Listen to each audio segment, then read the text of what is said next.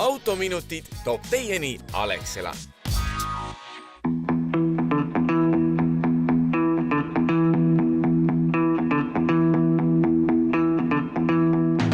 Mõned aastad tagasi hakkasid autode armatuurlaudadele tekkima väikesed kaamerad, mis usinalt liiklust jälgisid ning ohtlikud olukorrad mälukaartile salvestasid. YouTube täitus hetkega videotest, millest üks oli liiklusohtlikum kui teine. Tänaseks on pardakaamera salvestised ühed enim klikitud videod internetis. Lisaks klikkide kogumisele on pardakaamera tõestanud end liiklusjuhtumite lahendamisel, kus tõestusmaterjaliks on tihti ühe autojuhi sõnad teise vastu.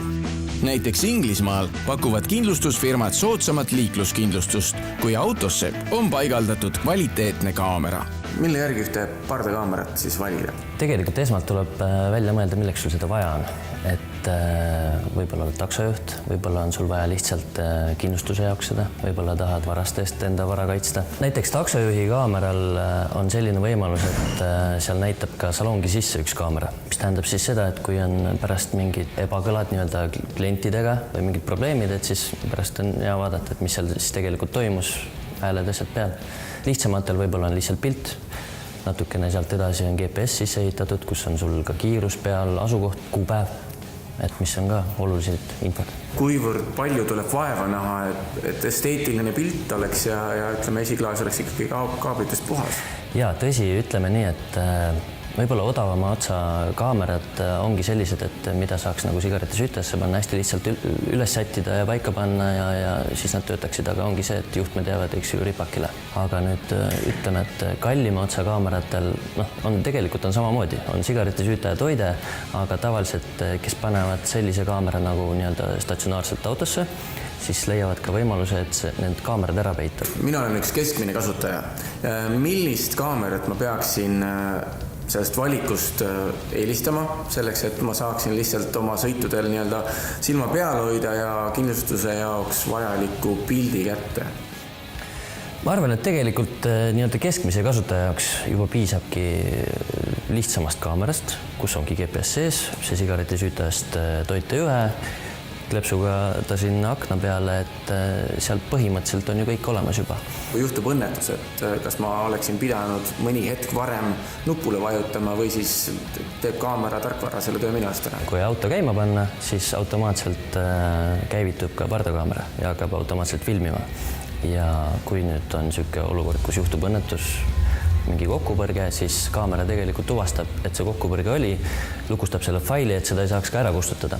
Artjom on pardakaamera aktiivne kasutaja, kelle kaamera silma ette on jäänud nii mõnigi õnnetus. 2-3 aastat on see kaamera sul olnud. Mida põnevat on selle peale jäänud? Mõned liiklusseaduse rikkumised, nagu ikka, siis mõned pleki mõlkimised, sellised ebatavalisemad olukorrad, kui tavaliiklus on. Ühe avarii jooksu ajal ma isegi pakkusin seda videot osalitsele, et kui vaidlus tekib, siis andsin neile kontaktid ja lõpuks jagasin videoga. Trend tundub see, et aina rohkem neid ostetakse ja kasutatakse, aga meie liikluskultuur pole kindlasti nii hull nagu Venemaal on.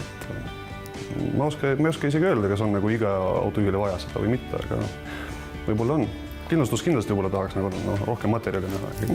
Mind otseselt ei olegi õpetanud, ma arvan, et ma olen korralik enne ja korralik ka praegu, et teisi võib-olla on natuke korrale kutsunud. Millised on need peamised põhjused, millest need liiklusohtlikud olukorrad tekivad? Tähelepanematus, vale kiirus ja kõrvaltegevused roolis.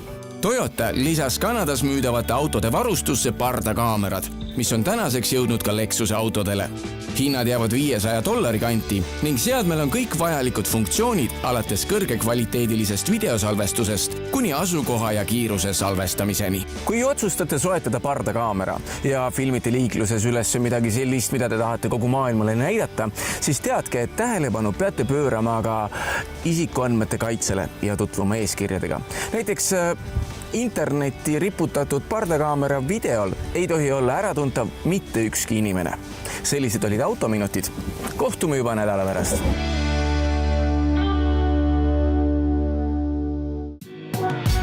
Autominutid toob teieni Alexela.